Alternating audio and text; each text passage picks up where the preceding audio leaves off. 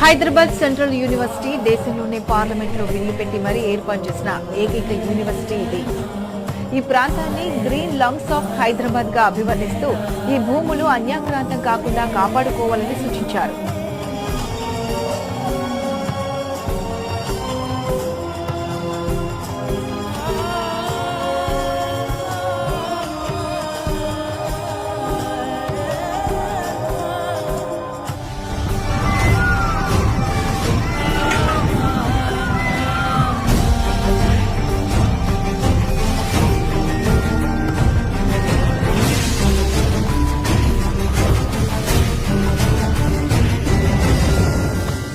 Hyderabad central university campus లో పోలీసుల అరాచక పర్వం.